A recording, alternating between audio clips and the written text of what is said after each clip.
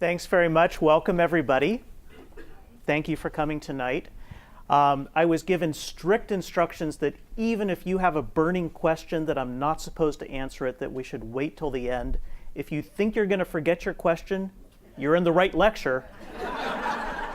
But write it down, and I promise we'll get to it at the end. So I tried to program this so that you don't have to listen to me lecture for too long. And instead, we'll leave plenty of time at the end to answer questions, because I know that there will be some. So let me tell you about a patient I saw in clinic recently. So this is Mr. J. He came with his wife to my clinic. He's 68 years old.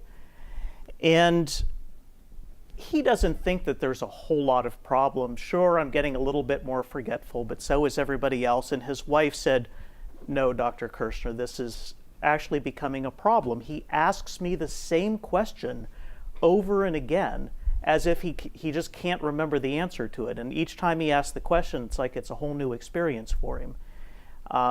She got alarmed once when I think they took a trip to Las Vegas, that was it. And they had been talking about this particular I think there was an indoor waterfall in this particular hotel. And they were really excited about seeing this indoor waterfall. When they arrived at this hotel in Las Vegas, they went to see it right away. Then they walked over to the registration desk, handed over their driver's license and their credit card, and further down the registration desk, the man overheard somebody else saying to his wife, "We need to go see that indoor waterfall." And he turned to his wife and said, "We need to go see that." That didn't seem normal to her. So he's retired, actually. He's still volunteering at a museum. He does absolutely everything he wants to do. I mean, his life is great. He's got volunteer activities. He exercises. He's not getting any help from anybody. He's doing everything by himself. And so my first question to you, so there's some audience participation here. So what do you think? So choice A is that Mr. J is just like the rest of us. He'd better get used to the normal effects of aging. How many people think that's right? Okay. Choice B is he might have a problem, but why bother doing any tests? There's nothing that can be done anyway. Okay, you don't like that one. How about get the Alzheimer's disease test and, by gosh, get on therapy as soon as possible to prevent this from worsening? I wish that this were correct, and I'm going to talk to you today about some evidence that we're getting there, but I think D is actually the right answer, is that there are some tests available that have some pros and cons, and there is some value in making a diagnosis, but there's no cure yet. So this is kind of the land that we live in nowadays. So let's spend the next hour kind of talking about this. So what tests should we do in him? Well, let me tell you about what's currently available today, what's kind of standard of care. In other words, what you would get if you came to my clinic tomorrow. So neuropsychological testing. So this is spending 4 to 5 hours with one of our lovely, talented neuropsychologists who does nothing with their days except for think about IQs and memory and visual spatial function and all of these sorts of things. The outcome of that kind of testing is to find out, is there in fact an abnormality? In other words, compared to other people your same age, your same level of education, demographics roughly the same, are you scoring outside of the norm compared to that population of people in a wide variety of tests? So these tests cover a whole bunch of different cognitive domains. So for instance, memory is an example of a cognitive domain. Language, like word finding, like can you hand me that thing over there? Visual spatial function, things like navigating, being able to judge distances and directions. Executive function, the ability to organize, to plan, to think logically, to avoid being distracted. So those are the kinds of things that a neuropsychologist can test and can give some answers as to whether a person is normal or abnormal on these kinds of tests. Blood work. So I'll send Mr. J to the lab. We'll make sure that his thyroid function is fine. Hypothyroidism is a rare cause of memory loss, but gosh, it's easy to fix, so why not check? Vitamin B12 deficiency, same thing. It's easy to check. It's very rarely the cause of a person's memory problem, but why not check it anyway? And depending upon an individual's health history, whether you've had cancer before or heart disease or whatever, there might be other tests that you and a doctor might decide would be worth pursuing, depending upon your particular situation. And brain imaging. So I'll send Mr. J off to the MRI scanner. Am I sending him there to get a diagnosis of Alzheimer's disease? No, I'm sending him there to make sure that he doesn't have a stroke, or he doesn't have a tumor, or he doesn't have something else that we can see on the MRI scan that might explain his problems and might take us down a different pathway in terms of treatment. So his test results. So we got neuropsychological testing on Mr. J, and not surprisingly, really congruent with the story that his wife told was the story that we got in the neuropsychological testing, and that is that he had a pretty severe impairment in his ability to to memorize a list of words, and then after a 20-minute period of distraction, to be able to remember that list of words. Tests like that he had a lot of trouble with, but he scored really quite normally on other types of tests of language or visual spatial function or executive function. And his caregiver, his wife, was given a kind of standard questionnaire and really, endorsed again the same thing she endorsed to me, and that's that he's functioning completely normally. There's nothing that he's had to give up as a result of this problem. She's not really giving him any extra help. He's holding it together. He had normal blood work, and he had a normal MRI scan. So the next question is, what do you think? Is he fine? Well, no, he had an abnormal test result, right? Does he have dementia? Or who thinks it's C, somewhere in between? C is what I hate, in between, but unfortunately a lot of the world is in between, and a lot of the field that I live in is in between. Things are rarely black and white. And one of the things that we grapple with as a field is that this distinction between normal aging and dementia is not a binary distinction. This is a continuum. And there's still a lot that we have to learn about what is, frankly, I don't know what normal aging is. I really don't know, because we're all accumulating things in our brain with age, and I don't know where to draw the line between what's normal and what's not. Here are the definitions of these terms, and you're going to see these terms used more and more, even in the popular press. Dementia means that a person has had a clear objective change in their cognition. They used to be smarter, and now they've had a clear decline in their ability to think. And it has reached a threshold where they are now needing help with everyday function. So they're not able to hold it together. They need help with maybe being able to maintain their checkbook, or maybe being able to remember to pay the bills. Maybe they made some mistakes while driving. It doesn't, when we hear the word dementia, we picture grandpa stuffed to the back of a nursing home drooling on himself. That's the picture that comes to mind, but medically the word doesn't imply necessarily that degree of severity. It just means that somebody has had an impact on their ability to function. Mild cognitive impairment implies that a person has had that same decline in cognitive function, but it just hasn't reached that threshold of having a functional impact, of affecting their day-to-day ability to get by. And normal aging is anything less than that. And gosh, there are a lot of people out there, maybe even people in this room, who believe that their memory has declined a bit, but they still score normally on tests. And so they wouldn't be told that they have mild cognitive impairment because they're scoring normally. What do we do with those people? Because those people might not all be normal. I don't know. So this is a continuum, and this continuum is part of what we struggle with as a field. One of the questions that I get asked almost every single time by patients I take care of is, what's the difference between dementia and Alzheimer's disease? this is an important distinction, and I want you to be sure you understand this point tonight. These two terms cover two completely different categories of things, two different dimensions.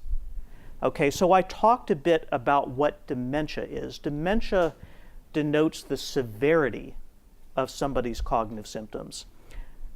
Mild cognitive impairment also denotes a milder severity of those cognitive symptoms. And we already talked about what those terms mean. So dementia implies something about how severe the symptoms are. On the other hand, Alzheimer's disease tells us something about what the cause is. So it's not normal to have either mild cognitive impairment or dementia. Something must be causing it. So think of it this way: mild cognitive impairment and dementia are umbrella terms that include a whole long list of causes. I'm a doctor. I have to memorize all 257 different causes of dementia, most of which are incredibly rare. Alzheimer's disease gets a lot of press. Why? Because it is by far and away the most common cause of dementia. The statistics are scary. It accounts for 2/3 of all cases of cognitive decline in people over the age of 60, 2/3 of cases. It's the 6th leading cause of death in 2013. More than 5 million Americans in 2013 suffered from Alzheimer's disease, and it cost the nation $203 billion of money that you can count, plus all of the caregiving time that went unpaid by children and by spouses, that who knows how much all that is worth.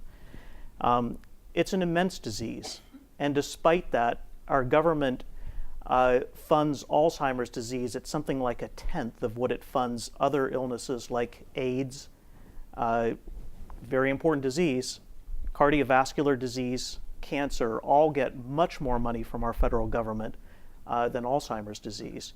You may have heard in the news that recently the president signed into law $122 extra million. That's good money, but we need a lot more money thrown at this problem. This is costing our nation a lot. There are a lot of other causes of dementia that I won't talk about tonight.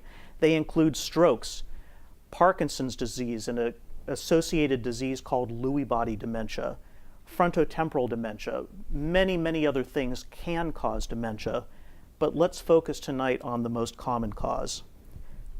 Here's another way to look at these statistics. So Alzheimer's disease is fairly uncommon when you're in your 60s. About 1% of the population has symptoms of Alzheimer's disease dementia in their 60s. As you get into your 70s, it becomes more common, but you see this exponential rise that happens during your 70s, into your 80s, and into your 90s, to the point that roughly half of the population, 85 plus, has symptoms of Alzheimer's disease, and at autopsy has definite evidence of it. It is the rare 95-year-old who does not have cognitive decline and who does not have microscopic evidence of Alzheimer's disease at autopsy. There are a few 97-year-olds out there who have managed to escape this. These people are the subject of intense study. We want to understand them. There aren't enough of them out there to study.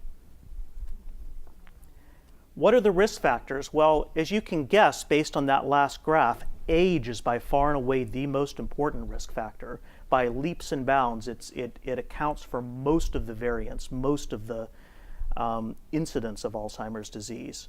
Genetics plays a role too. It's a weaker role than age, but it does play a role. Family history, just like type 2 diabetes. My mom has type 2 diabetes. Her mom had type 2 diabetes. Two of my mother's 3 brothers have type 2 diabetes, and my chances of getting type 2 diabetes are high. And Alzheimer's disease is kind of like that. You don't directly inherit it from a parent. But if there's a whole lot of it in a family, then you might be at more risk of it. There's a particular gene that you might have heard about. It gets some press. The ApoE4 gene is one gene that we know of that gives people increased risk of getting Alzheimer's disease sometime in their life. Vascular risk factors are really important, and there's a lot of evidence that, getting back to type 2 diabetes again, type 2 diabetes is a strong independent risk factor for developing Alzheimer's disease. And another thing that's getting a lot of press these days is head trauma. And there's some growing evidence. There's still a lot that we're learning about head trauma, but there's evidence that people who've had a lot of blows to the head over their life are at more risk of getting dementia from a variety of causes, including Alzheimer's disease. Low education level. The fact that you're here tonight is a protective factor. What are the symptoms? So the most common first symptom in somebody who's going on to develop Alzheimer's disease is the inability to recall recent conversations, recent events. Basically, it's the inability to form new memories. No problem with what happened 5 years ago, but what happened 5 minutes ago, that's where the person has problems. Other possible symptoms, the word finding difficulty that I told you about, difficulty with navigation. Do I turn right or left at this intersection? I don't remember anymore, even though I've been here so many times in my life.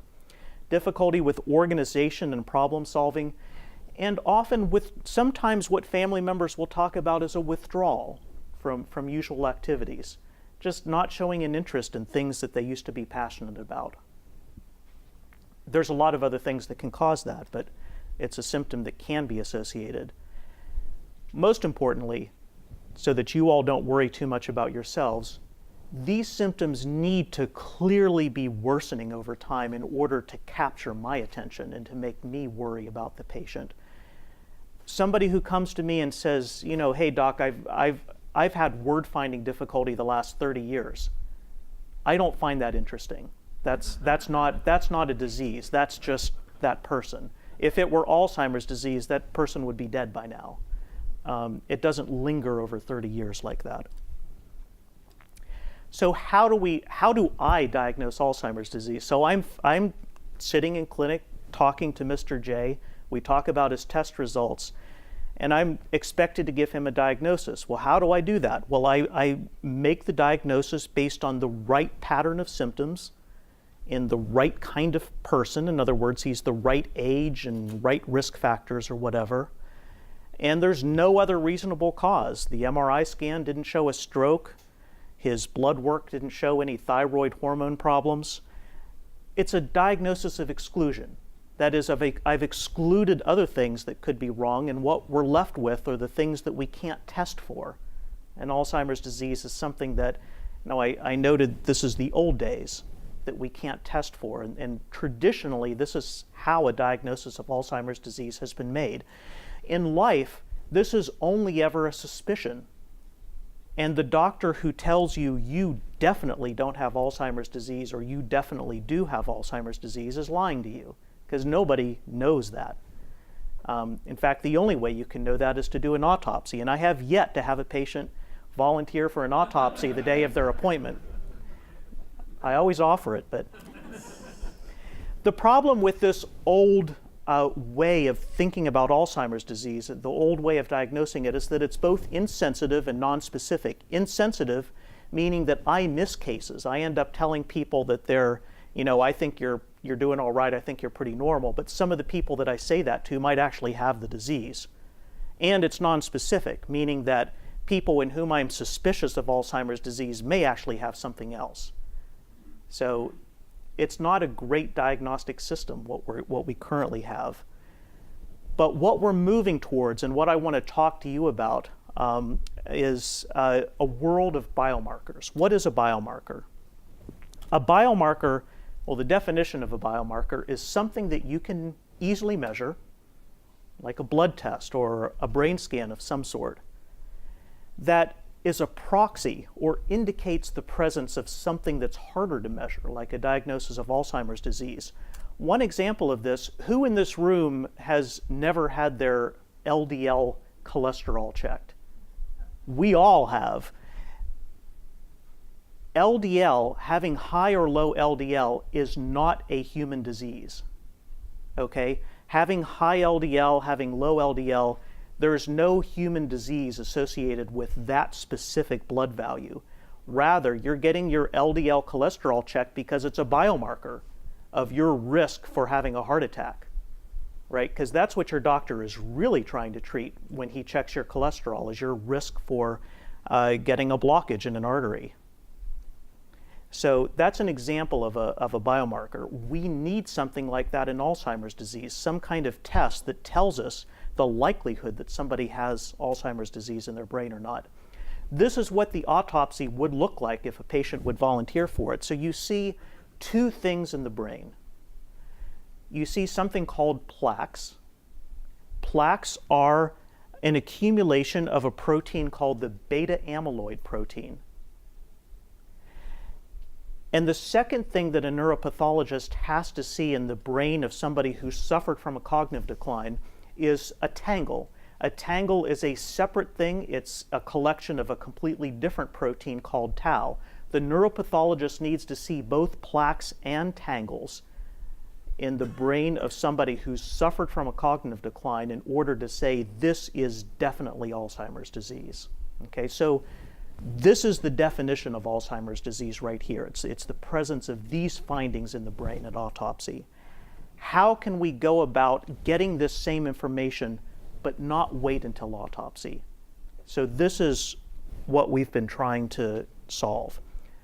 Biomarkers for amyloid, let's talk about those first. So that's the main protein that's in those amyloid plaques. We now have some biomarkers for that. So an example is I can do a lumbar puncture and get a substance called cerebral spinal fluid. This is the water that your brain and spinal cord float in. Because your brain is in direct contact with cerebral spinal fluid, that CSF contains chemicals that are also in the brain. Again, you can get this fluid by doing a routine lumbar puncture in the clinic, and it allows you to directly measure how much amyloid is there in that cerebral spinal fluid. You can't see this in the blood, or at least we haven't worked out a reliable way of measuring this in the blood. But in the CSF, which is literally touching the brain, you can measure the amount of amyloid. And what the finding is that amyloid, for reasons we don't quite understand, decreases in the cerebral spinal fluid at the same time that it's increasing in the brain. Okay, so the finding in Alzheimer's disease, and it's a pretty robust finding, is that patients with Alzheimer's disease have low amyloid in the cerebral spinal fluid. So this is an example of a biomarker for amyloid plaques. All right, there's another one. You may have heard of this. There's a new technology called amyloid PET imaging. This technology involves you being injected with a drug that selectively binds to amyloid plaques. So you inject the patient with this drug, you shake the patient up and let this drug go all over, and then you radioactively label the drug. And then you put the patient into a PET scanner, and if any of that radioactively labeled drug stuck to the brain, you'll be able to detect it in the PET scanner. And so it looks something like this. A patient with Alzheimer's disease, their brain lights up, and this indicates that they have amyloid plaques all over their brain, whereas by comparison, a normal person has a negative scan, no evidence of this drug sticking to anything in the brain. And so this is a very reliable way of directly measuring whether somebody has amyloid plaques in their brain or not. So this is another biomarker for amyloid. There are two of these that are now FDA approved. A little over a year ago, a drug called Amyvid was approved, and just a month ago in December, a new drug by GE was just approved. The problem is that Medicare doesn't pay for this yet, and private insurance companies usually do what Medicare does. And so right now at Stanford, this costs about $7,500 to get this scan. We'll talk about circumstances where the scan would be helpful and when it wouldn't. But let's first talk about tau. Remember, I said there are two different things that the neuropathologist has to see. You have to see amyloid, and I just showed you a couple different biomarkers for amyloid. The other thing that the neuropathologist has to see is those tau tangles, and we have some biomarkers for that too. That same lumbar puncture that gave you the cerebral spinal fluid in which you measured the amyloid levels, well, you can also measure tau levels in the cerebral spinal fluid, and that's convenient because you get one test and you get both of the main things that you need to measure. I just came today from a conference in San Francisco. Stanford's going to be participating in a new study of that, just like the amyloid PET imaging, there's now a brand new drug available that selectively binds to tau tangles in the brain. And same idea, you radioactively label it, you inject it into patients, and you see if any of it sticks in the brain. And we're going to be recruiting patients for that study here in just a month or two. So I think that we're entering an era where we have, two really good biomarker tests for amyloid and two really good biomarker tests for tau also. What about neurodegeneration? What is neurodegeneration? Neurodegeneration is the death of synapses in the brain or the death of nerve cells. We also have things that we can do to measure how much activity is going on in the brain or how much activity has the brain given up in the course of its degeneration. One thing you can measure is atrophy. I always tell my patients that you never have any more brain than you do at age 21, and it's all downhill from there. And that's true. You're born and you continue to build brain cells into your early 20s, but then you more or less stop and you don't make you make a few, but not very many new brain cells, and just slowly over time they die away and the brain shrinks. But in Alzheimer's disease and other neurodegenerative diseases, that shrinkage suddenly accelerates. And sometimes you can pick that up on an MRI scan. You can also measure how much energy the brain is using. Using a different kind of PET scan called an FDG PET scan, you can measure how much sugar the brain is burning, how many calories the brain is burning. And what you might find is that there are patches of cerebral cortex where there aren't any calories being burned. In other words, the brain cells are probably dead. They're not doing anything in that part of the brain. And that can be an indication that something's wrong. People have sometimes asked me about SPECT scans. That's an older technology that indirectly gives the same information. So my personal research is using a 7 Tesla MRI. So this is a really strong magnet that gives extremely high resolution views of the brain. I study a part of the brain called the hippocampus, which is actually where new memories are formed. And it happens to be one of the first areas that gets attacked in Alzheimer's disease. And so we're trying to develop ways of looking at the hippocampus and being able to see those early signs of degeneration there. So we've now had about a decade of pretty intense research on these kinds of biomarkers that I told you about. And what we've learned is that amyloid deposits in the brain as a very, very early event. I probably have amyloid in my brain. The technology's not been around long enough for me to say this with any certainty, but we're guessing that amyloid probably deposits about 20 years before the first time you lose your keys. It's there, and it roughly stays the same over time. It kind of maxes out. Even when you're still normal, you don't have any symptoms. And as you progress into mild cognitive impairment and dementia, that amyloid is all still there. We think that the accumulation of tau probably happens later and probably is actively being accumulated a little during, certainly there's some during the normal phase, but during mild cognitive impairment, there's probably a lot of accumulation of tau going on, and that probably reaches a maximum as somebody converts to a doctor telling them that they have dementia. Here's the thing that you might consider good or sad, and that is that cognitive decline lags all of these. It's good. The human brain is remarkable. The human brain can withstand immense amounts of damage before showing any symptoms. We've got way more brain cells than we need. The downside is that by the time you do show symptoms, there's been massive amounts of damage. The brain looks like a war zone under the microscope. So there's that sound that we were warned about. So again, amyloid deposition probably happens as an early event. Tau deposition probably happens a little bit later. and cognitive decline is the last thing that occurs. Let me tell you about another patient I saw in clinic quite recently. So this is Mrs. S. She's very different from the other patient I told you about. She's younger. She's 56. In my clinic, that's very young.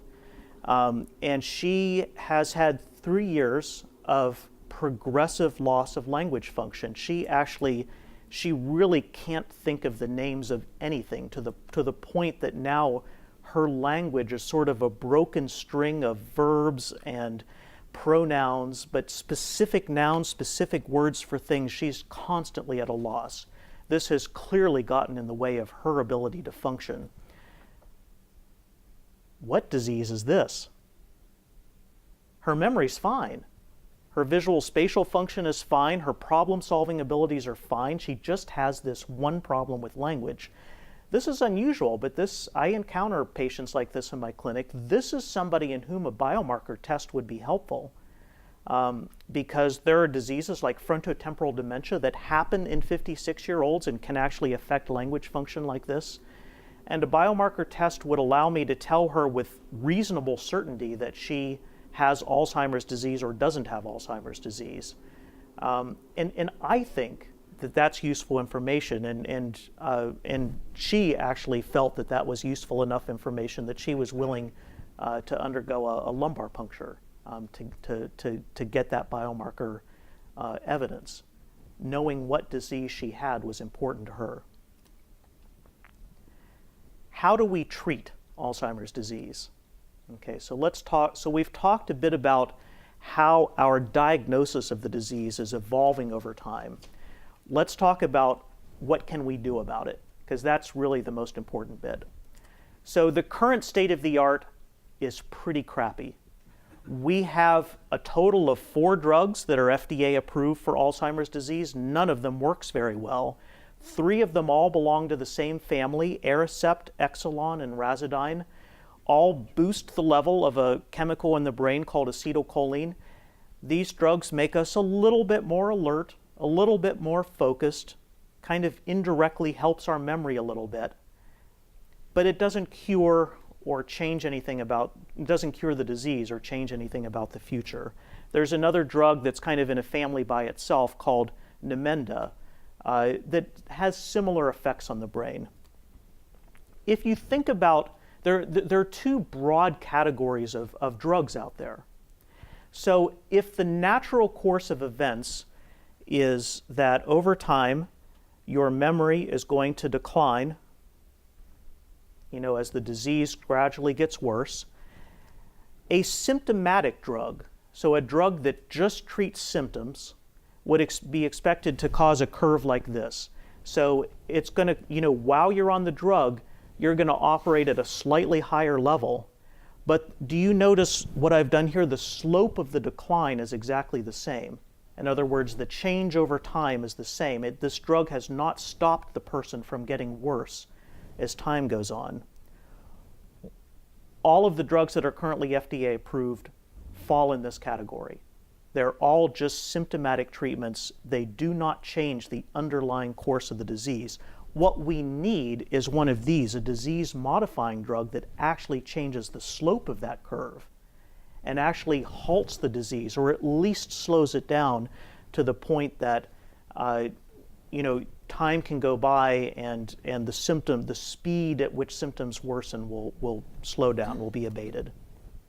If you don't believe me, look at the data from Pfizer. This is Pfizer's own data on Aricept, showing that whether you're on placebo, so there's a placebo effect. People who start with placebo have an improvement in their memory initially, just like patients in the black dots here who are on the real drug. Over time, you can see that the patients with placebo, their memory goes back down to what it was at baseline and slowly worsens over time. The patients on Aricept did pretty well, but look what happened. They then took the patients off the drug.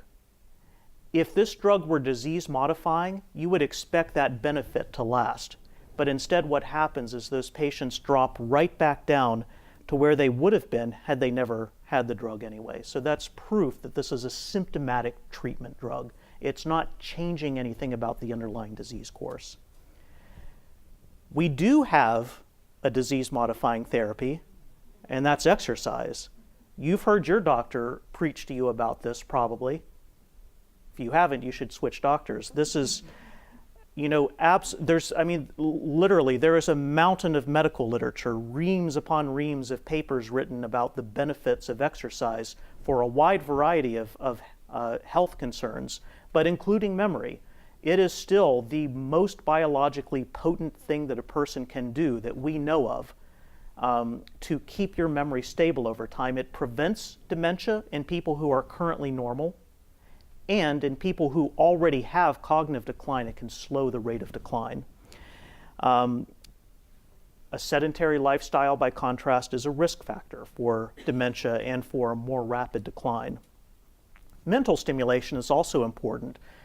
What is mental stimulation? Mental stimulation is social activities, it's hobbies, it's being, if you're still have a job, keeping that job, having projects, having adventure in your life, having a calendar that's full of fun things to do. There's a lot of advertising out there about brain training software, things like Lumosity and Posit Science. There's no evidence that those things are any better than just being active in real life. Buying an expensive software package isn't harmful to you, it's harmful to your checkbook perhaps.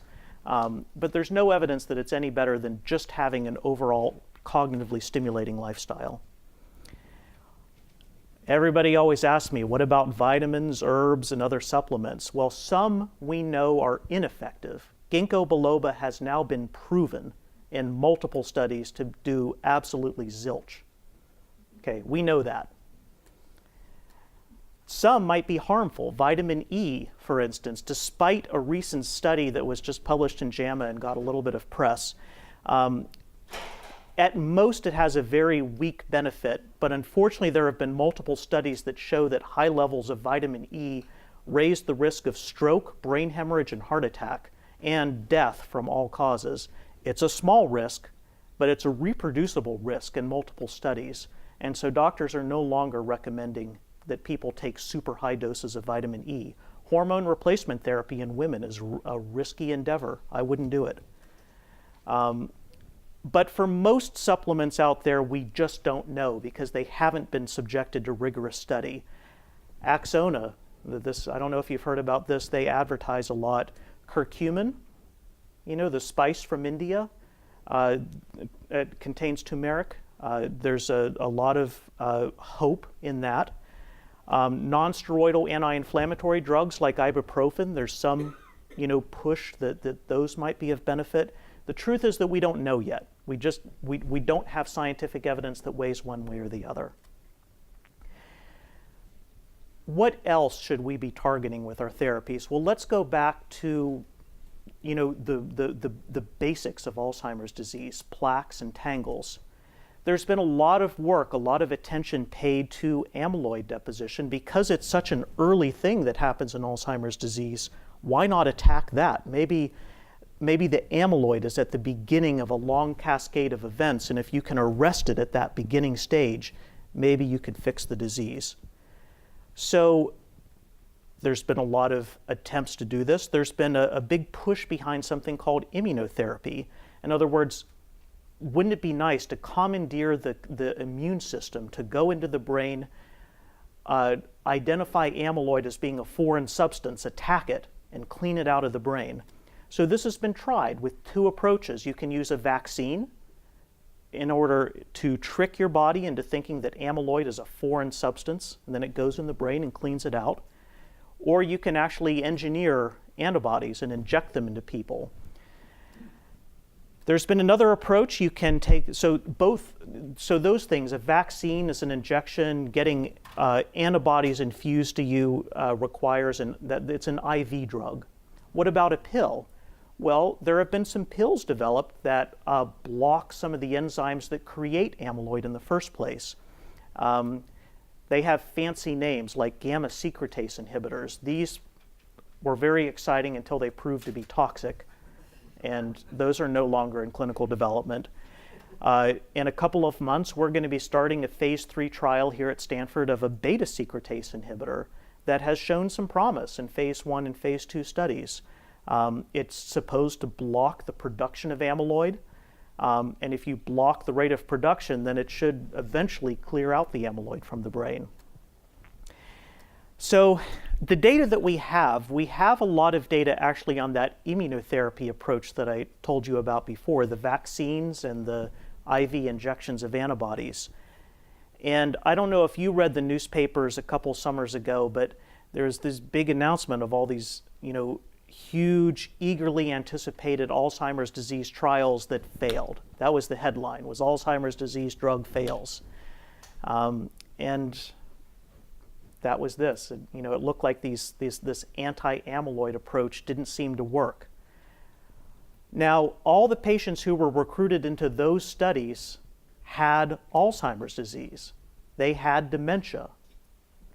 So one of the criticisms is, well, maybe what this is telling us is that we need to intervene earlier. We need to intervene in people who have mild cognitive impairment, or, hey, why even wait that long? Maybe we need to be intervening in normal people, before they even have any symptoms. Or there are people in the field, so there's the so-called Baptists, the people who believe the beta amyloid protein is the driver of Alzheimer's disease, the Baptists in the field, and there are the Taoists who think that tau is the main driver of the disease. And the Baptists and Taoists have been fighting each other for a couple of decades now, and the Taoists say, look, we told you amyloid is the wrong target. And the jury is still out on this. This may be the case. We don't know yet. So what we're going to be seeing over the course of what's happening right now, actually, in this phase 3 trial we're doing here at Stanford, for instance, we're recruiting patients with MCI. If you have Alzheimer's disease, you're not allowed. If you have dementia, you're not allowed. So increasingly, we're going to see patients with mild cognitive impairment being the subjects of clinical trials. And we're going to be seeing patients who are clinically normal but might have biomarker evidence of Alzheimer's disease being the subjects of clinical trials. How do you find these people? Well, by using biomarkers, right? So you can, there's a big study that's starting in about a year's time out of Arizona, and they're going to be collecting patients all over the country who have the ApoE4 gene. Remember I told you people who have the ApoE4 gene are at risk of getting Alzheimer's disease. There's a big national trial that's going to start that collects people with that gene with no symptoms and give them a drug and see if you can, and watch them over time and see how many of them go on to get Alzheimer's disease. The other trick that you can do, and this is in studies that are currently ongoing, there are rare people around the world who get Alzheimer's disease not because they're old, but because they directly inherit a mutation from a parent. There is a large kindred in Colombia, in Central America, a kindred that all descended down from this one poor Spanish settler in 1700 and something. And this 3,000 to 5,000 member kindred, 50% of them has Alzheimer's disease. And they get it at about age 40. This is a very rare way worldwide to get Alzheimer's disease, but it's a convenient way to run an experiment because you can do a simple DNA test in a 10-year-old and you can find out whether that person is going to become demented at age 40 or whether they're not. And if they are, then you can start at a defined number of years before the onset of their dementia, you can start a drug. And this will basically answer the question, is starting early enough, is that going to be effective? Is this anti-amyloid strategy, is it going to work? And we're going to find out the answer to that question in a few years. It takes a few years, unfortunately, because they have to start early. And it's going to take them a while to know whether it's worked or not.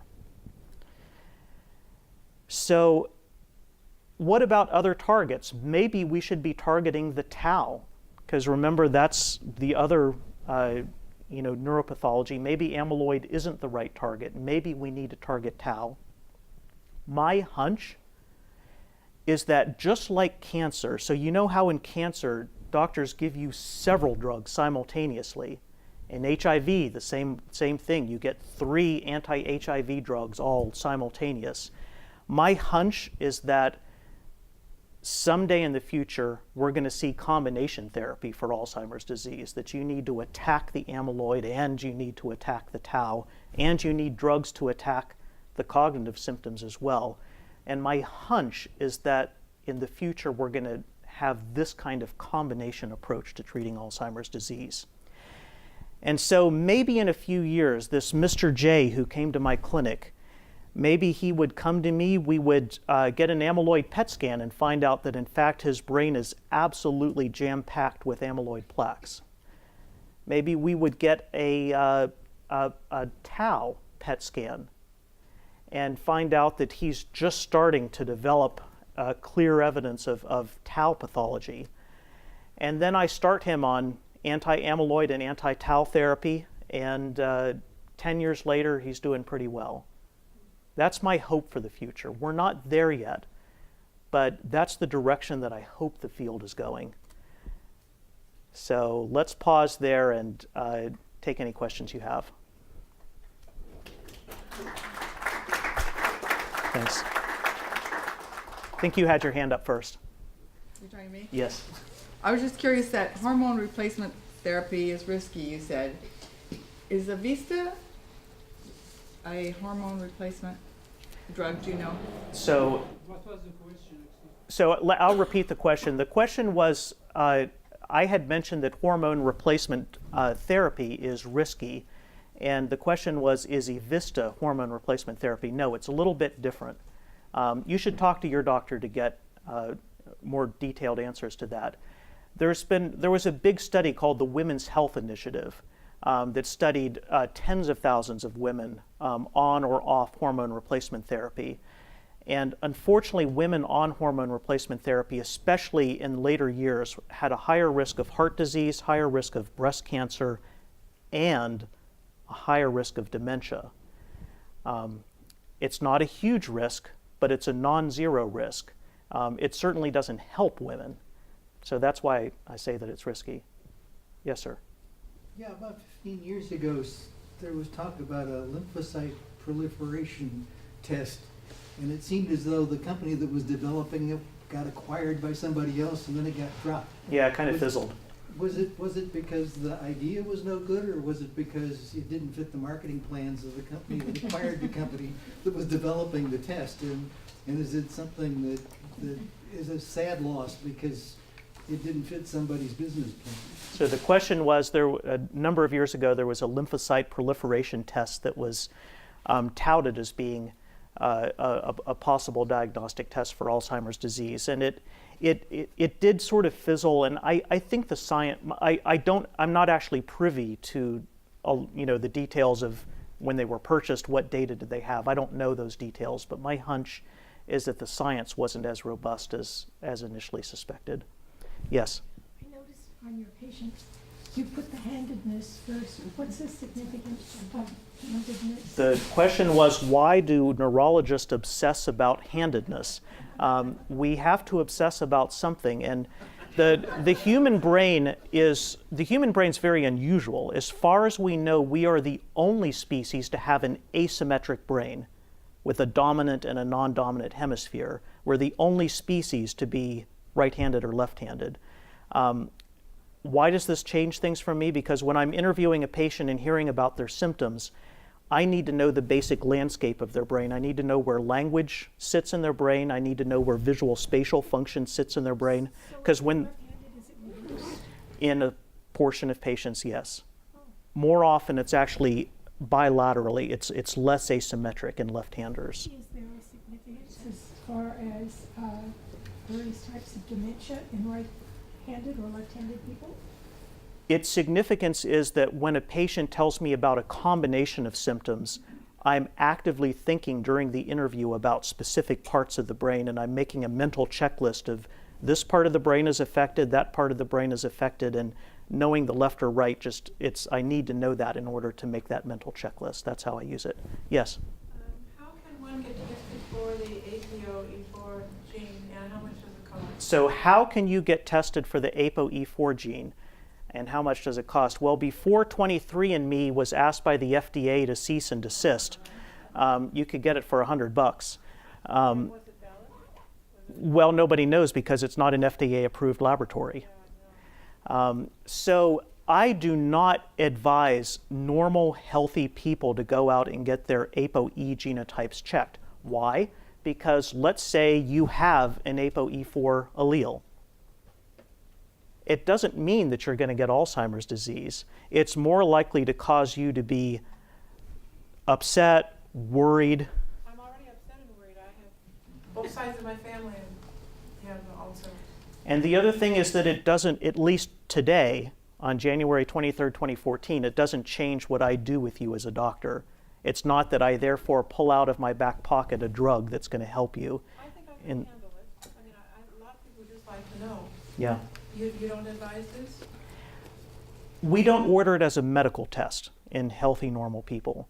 But I am aware that a lot of people out there are approaching companies like 23andMe and getting, a lot of people have this information about themselves. And I think the medical community needs to, we're a little conservative, but I think eventually we're going to, come up to speed with this. And hopefully one day it'll make a difference, because hopefully one day we'll have interventions that can help. I can't walk into Kaiser as a client, and I can't walk in there and ask for this test. So your doctor at Kaiser can order the test. Your doctor at Kaiser is a member of a medical society where he's told that he shouldn't be ordering tests like that. But doctors order all kinds of crazy tests all the time. Doctors get talked into things by their patients all the time. So the doctor So- will talk me out of it. In the back. Yeah, you talked about when you're diagnosing for Alzheimer's that there has to be a progression. How long, for example, if somebody was starting to have, or had a long period of time where they were asking the same question over and over, but that was it, how long could they stay like that before they progressed? So the question is about the progression of symptoms and how long somebody might have a symptom that stays stable. It's so hard to predict. I mean, all I can talk about are averages. On average, people who truly have Alzheimer's disease, usually from 1 year to the next, from January 2014 to January 2015, have a pretty clear and noticeable change to, not necessarily to themselves, but to people around them. It would be uncommon for somebody with Alzheimer's disease who truly has the disease, who has molecular evidence of the disease, to truly be roughly the same from 1 year to the next. That's the best way I can answer that question. In the very back. What's the physiological role of the tau and the amyloid proteins in a healthy person? So the question is, what the heck are amyloid and tau doing in the body? They cause disease. Do they do anything good for us? Amyloid, we just don't know the answer to that. It's actually a fragment of a larger protein that is probably involved in how synapses are formed or in regulation of synapses, although that's not clear. The tau protein is actually a normal protein that stabilizes something called microtubules. These are the long tree trunks that create the axons, the long wires that nerve cells send to connect with other nerve cells. Tau somehow stabilizes those microtubules, keeps them healthy. So that's its normal everyday housekeeping function in a cell. Why it starts to stick to itself and form globs in the brain, nobody knows. Yes, sir. We read about certain things that are simple and may delay up this dementia. One is the crossword puzzle handling. Second one is learning new language, and the third one is learning new skills. What's your opinion on those? Listen to this man. He's smart. So the question is, he's heard about crossword puzzles, learn a new language, learn a new skill, do all of these things. These are fabulous ways of keeping your brain agile and young, and there's good data that doing those kinds of things helps to prevent dementia. Now, I have patients who I diagnose with Alzheimer's disease, and they say, "Doc, I did all of those things." It would have started 3 years earlier had you not done those things. That's what I say to them. This delays the dementia. That's it does right. Not prevent. That's right. Good. You just asked a question, so I'll go to you, ma'am. the symptoms that you described be affected by altitude? So the question is, are symptoms of cognitive loss affected by altitude? In a normal, healthy person, no. Fast changes in altitude can make all kinds of funny things happen in the body. But if you live a mile above the ocean and you're stabilized at that altitude, no. In somebody who has blood vessel disease, whose blood vessels are at sea level are just barely getting enough oxygen and glucose to the brain, and then you put them up at a higher altitude, they might show some problems. But that would be for cognitive loss that's due to a blood vessel issue. I can't think of a connection between Alzheimer's disease and altitude, though. So there could be cognition impairment that's related to whether you're living in the mountains right now or living at sea level. It's possible, but I don't think that where a person lives is likely to have a clinically significant impact on their cognition. Yes, sir. Talk about a list of words. How many words? How many what? So the question is, how many? Everybody's going to go home and test themselves and see how many words they can memorize. It's actually not a coincidence that a U.S. telephone number is 7 digits long. It turns out that 7 digits is the exact number of digits that an average healthy person can remember over a short interval. And more than that, percentages of the population start to drop off with 8 digits or 9 digits. That's an indirect way of answering your question. Any questions from over here? One more question. Yes, sir. Does diabetes, since it involves, as you know, the vessels, have anything to do with the progression or beginning of that? And the second one is obesity.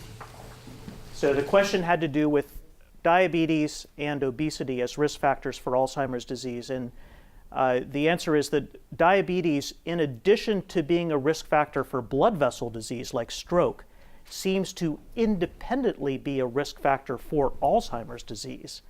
Why? We don't know. A lot of research is going on. Obesity, it's not clear whether body habitus is by itself a direct risk factor for Alzheimer's disease, but it probably more has to do with the company that it keeps. It tends to come along with blood vessel disease and diabetes and other things that are known to be connections. Yes, sir. Is there any connection between dyslexia and Alzheimer's? So the question is there any connection between dyslexia and Alzheimer's disease? None known. Although I'm personally very interested and feel that there probably is a connection between inherent vulnerabilities that we all have. So we all have cognitive strengths and cognitive weaknesses that we brought with us into this world when we were born. And I think that the way that Alzheimer's disease plays out, when we do get the disease, things that we're not good at might kind of rear its head first in terms of symptomatology. I'm speculating about that. Yes? What are you seeing as results with your Tesla 7 MRI study of the hippocampus? So the question is, what am I seeing with my really high resolution 7 Tesla MRI of the hippocampus? And the answer is that we see loss of synapses. So we see loss of those connections between neurons as being a lot more important than loss of actual cells. And that mirrors what a lot of basic scientists have been arguing for a long time, that Alzheimer's disease is really a disease of neuron-to-neuron connections, more than it's a disease of actual death of cells. Cells die eventually, but I think if we really want to solve the beginnings of this disease, we need to focus on synapses. She had her hand up first. Is there a correlation with sleep apnea? So the question is there a correlation with sleep apnea? So sleep deprivation, people with sleep apnea wake up a whole bunch during the night and they're sleep deprived as a result. Sleep deprivation by itself causes memory problems, which is cured when you cure the sleep deprivation. It's not known whether sleep deprivation or obstructive sleep apnea by itself is a risk factor for Alzheimer's disease. That I haven't seen a convincing demonstration of. Rather, I think it exacerbates the symptoms of memory loss just by itself being an independent cause of memory problems. Yes, sir.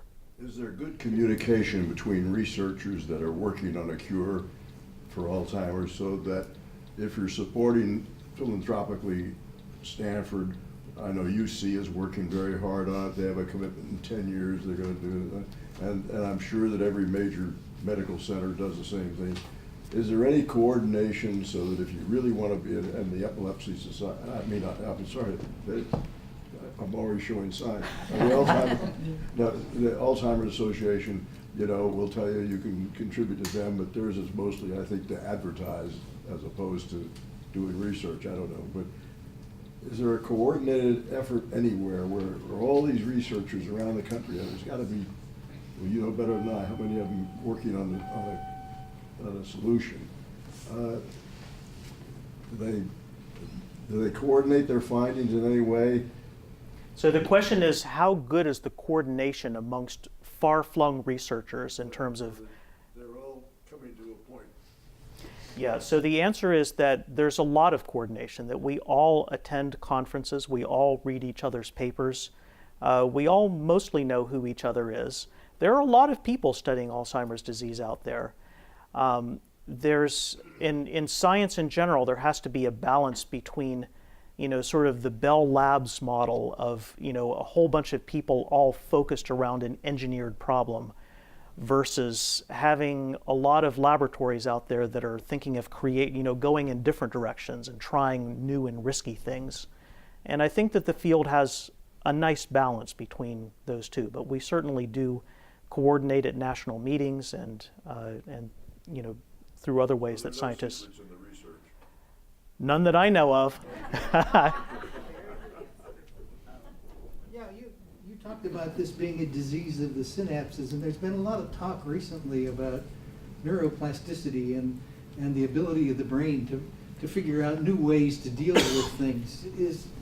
Does that suggest that efforts to activate the process of neuroplasticity in the brain would be a sensible defensive measure to take and is this why things like crossword puzzles and learning a new language, all of that all calls on the brain having to rewire in order to be able to do its job? Does this all hang together for you? So the question is, what role does neuroplasticity have in the face of neurodegeneration? In other words, rewiring the brain to get around a problem. And I'm a plasticity researcher also. I'm a big believer in synaptic plasticity. There's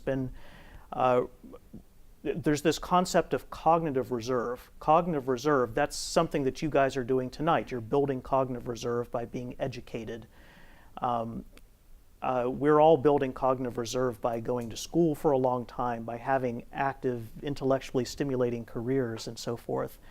And cognitive reserve is protective in Alzheimer's disease. What we find, though, and I shouldn't say it because, privacy concern, but I took care of a Nobel Prize researcher. I'm not going to tell you what field. When I was still working at UCSF, he was in his 90s. His brain on his MRI looked like the size of a walnut. I mean, it had really shrunken immensely, but he was, cognitively there. He was good. He had mild deficits on certain, but it was clear that he probably had really advanced Alzheimer's disease, and if he didn't have that cognitive reserve, his symptoms would be far worse. What we do find is that people with a lot of cognitive reserve, once they do start to fall, they fall hard and fast. It suggests that there's a threshold effect, that the cognitive reserve, the synaptic plasticity, kind of helps you to compensate until it all just comes to a point where there's not enough of a critical mass of nerve cells left to allow that to work. Yes, sir. You mentioned sleep a few minutes ago. Brought a thought to mind. There are a lot of sleep-inducing drugs like Ambien that are very psychoactive. Is that sort of orthogonal to the Alzheimer's disease, or is that a contributor, or is it? are they related? So the question is, what about sedative drugs and sleeping medicines like Ambien? What role do they have in Alzheimer's disease? And I have to say that I spend far more time in my clinic taking people off of drugs than I do putting them on drugs. Sedative drugs, there are loads of them out there. All of the Xanaxes and Valiums and sleeping pills, Sonatas, Ambiens, you name it. There's a lot of sedative drugs out there on the market, and they get prescribed like crazy. Even the Benadryl that you pick up over the counter at the drugstore is one of the most strong sedative drugs out there. None of these drugs causes Alzheimer's disease. They all exacerbate the symptoms of cognitive decline and can bring out the symptoms in somebody who might have been able to mask those symptoms otherwise, but they don't independently cause the disease. Yes? I'm a little bit troubled about clinically, relatives will tell you that, oh, she's there today, and in the evening she's not there so much. She's absent again. So with these, whether it's a loss of cells or the connections, how is it that it comes and goes, or does this go up to a certain period and then decline abruptly? So the question is, how can a person have a waxing and waning of their cognitive abilities? I see this all the time, and here's how I understand it. Here's how I explain it. I think that you start life with an 8-cylinder brain, firing on all cylinders. But if you do something to the brain, and let's say that Alzheimer's disease kind of knocks out a couple of cylinders, a couple of spark plugs go out, and you're only on 6 cylinders, and you're on a nice even surface. You don't notice it. Your car kind of goes along okay, but you stress it a bit. You introduce a hill. And your car's going to have more trouble getting up that hill just on 6 cylinders. What am I talking about? I'm talking about getting an illness, like an innocent little urinary tract infection, getting tired, like having been up for 14 hours since you were last asleep. That's a stressor. Stressors will bring out the worst in us. And I think it's very common that somebody with a given level of synaptic loss and nerve cell loss is just unable to cope with those stressors, and their symptoms just come out when they get tired, when they get ill, when they get stressed or anxious.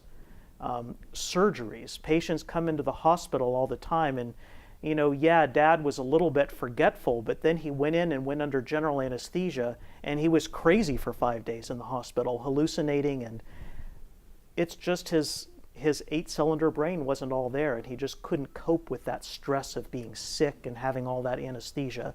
It's not that he lost a bunch of brain cells, during that surgery. It's just that he had less to deal with and less to help him through that stressful. Yeah. In the very back there. Wasn't there a study done some years ago on a group of nuns, and they could predict from their handwriting whether they were going to develop Alzheimer's or not? Yeah, so the question was about the nun study that was done out of Rush University in Chicago. And this was a retrospective study where they went back and studied journal entries and things that these nuns had written in the past. And now they already had the knowledge of who was ill and who wasn't. Retrospective studies are inherently less robust than prospective studies. And what a naysayer could say that, well, the nun who wrote a lot when she was in her 50s and then went on to be healthy, well, it's because her brain was already healthy to begin with, and the nun who didn't write very much in her 50s and then went on to get Alzheimer's disease, well, who knows, maybe that was the first symptom of it. It's not clear. It's not very robust, but nevertheless, I recommend to all my patients to do those crossword puzzles, stay mentally active. There's good enough evidence, that included, that it's probably helpful. Yes? So why would exercise protect against Alzheimer's? Why does exercise protect? I wish I knew the answer to that question, because if I could put exercise into a pill, I could retire from this job and I'd be rich. Exercise has a lot of pleiotropic beneficial effects on the brain. It causes a proliferation of blood vessels to carry more oxygen, more glucose to the brain. There's evidence that exercise causes a release of growth factors in the brain. There's one called brain-derived neurotrophic factor. It's a hormone that encourages brain cells to stay alive. The truth is that there are probably many, many effects that exercise has that you couldn't mimic with just one other single intervention. I think it's a whole family of things that happens to the brain in exercise, and we don't know what all the effects are. I wish I did. Yes? I was told to take gabapentin, and also that makes you a little confused or rocky. Do you know if that has some effect? So the question is, does gabapentin make us a little confused? And so this is just one of this, I mentioned that there's a long list of sedative drugs out there, and this is one of them. Gabapentin is very useful for treating some kinds of neurologic conditions, but like many drugs, it has side effects. It doesn't cause permanent damage. Yes? How about alcohol consumption? Good question. I was waiting for somebody to ask that. So what about alcohol consumption? You know, it's the whole usual story of too much is definitely a problem, and alcoholic dementia is a well-described syndrome in the medical literature. That being said, there does seem to be this magical, perfect amount of alcohol, which in men is roughly 1 drink a day, and in women is a little bit less than that, that seems to be of benefit. We don't know whether it's independently beneficial in terms of reducing risk for Alzheimer's disease. We know that it has beneficial effects on the vascular system. And I told you before, there's all these connections between the vascular health and Alzheimer's disease risk. So a little bit of alcohol may be helpful. Now, in a patient who's an alcoholic, the right amount of alcohol is 0.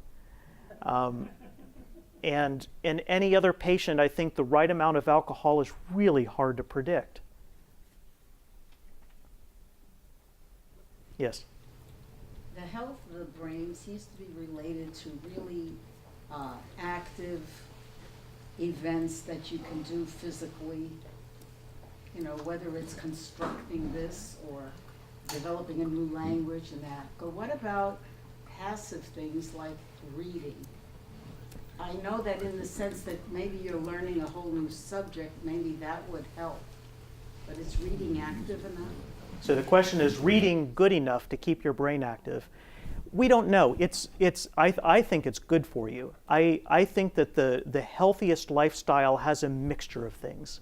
I think if you're doing 12 hours a day of reading, that's probably too much. You probably need to be mixing it up with some other stuff. Yes, sir. Mrs. J forced Mr. J in to see you, or somebody like that. No, I don't want to get into any marital kind of... What kind of advice do you give to someone who would really like a friend, a relative, or something to come in and see you because they're very concerned about them, but they, no, well, I'm fine, no big problem. So the question is how to deal with that pesky relative or family member who you're worried about and you think something's wrong, but they're not willing to admit it, they're in denial, or they just don't notice the symptoms, because that can sometimes be part of the cognitive decline. Tell their primary care doctor.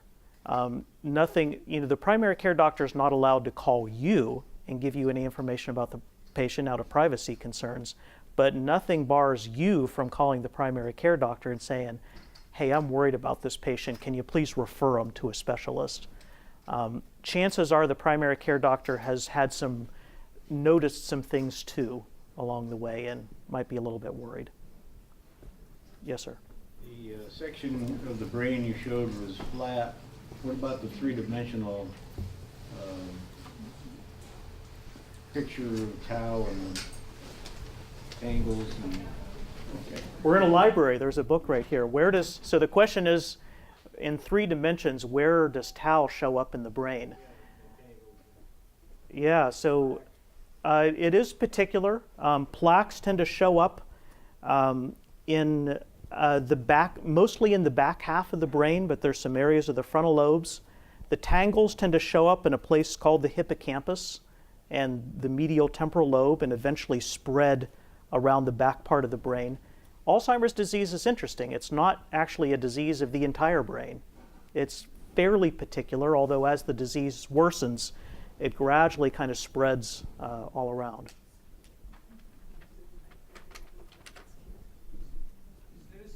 Such a thing as regeneration of dead brain cells? If so, can something done about it to regenerate for the dead brain cells? Is the question about regeneration? So the question is there anything that one can do to regenerate brain cells? Our brain, the old textbooks said that there is no new birth of brain cells after age 20. Now we know that to be false. We know that the brain is capable of producing some new brain cells even quite late in life, although the rate of that production is very slow. We would love to be able to find a way to capture the brain's potential to create new brain cells. And there's a lot of basic scientists studying that exact problem. Yeah.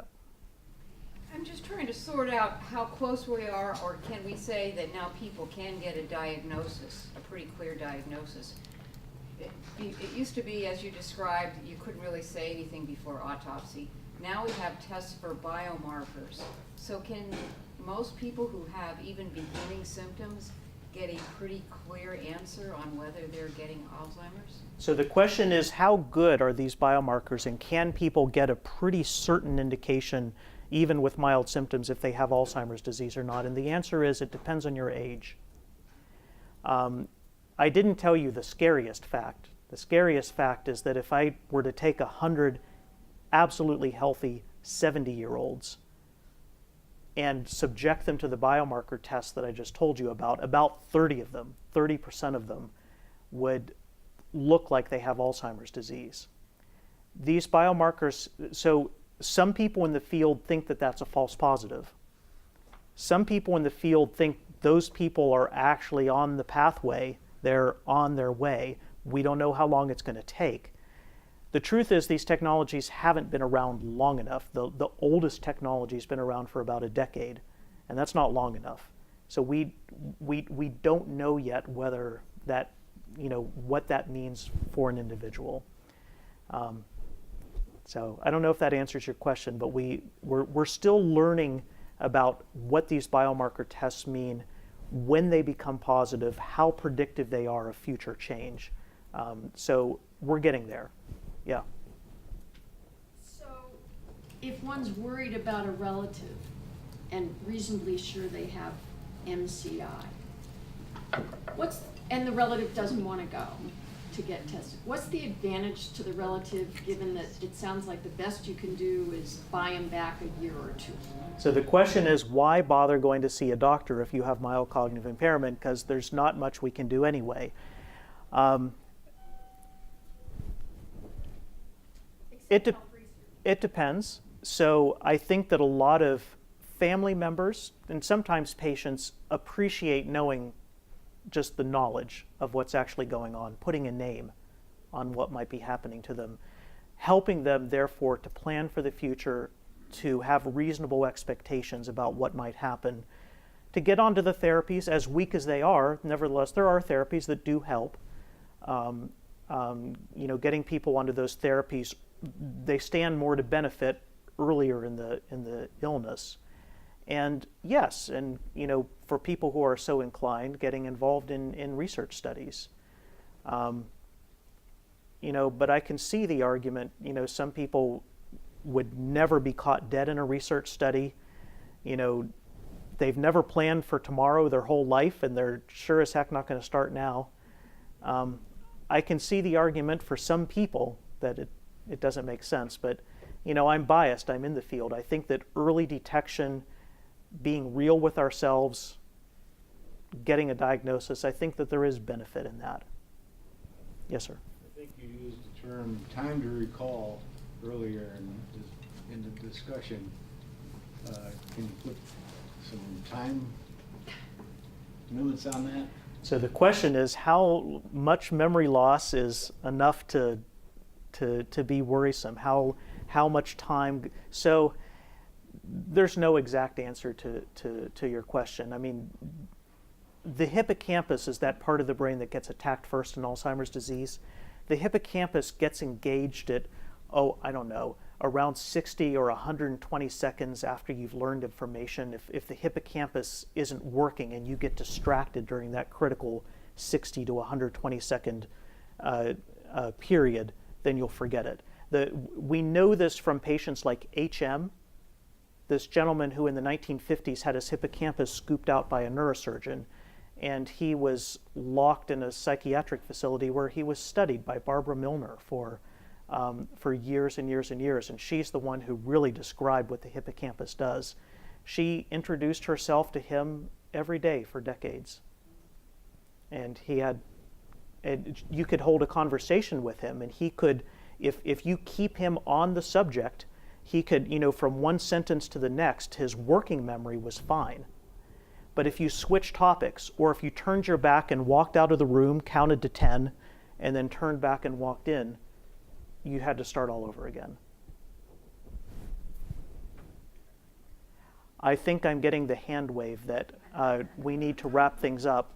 Maybe one more question. It's more of a statement. Sure. In the case of a friend who has definite signs of MRI, it's worth the differential diagnosis to treat something that might be treatable. That's a good point. Thank you for making it. So another answer to the question earlier, why go see a doctor with mild cognitive symptoms? It's not always Alzheimer's disease. It might be a vitamin deficiency. It might be a brain tumor. It might be something that you can do something about and something that you maybe ought to be doing something about. Why not get that diagnosed? Excellent point. Thanks. And thank you all very much.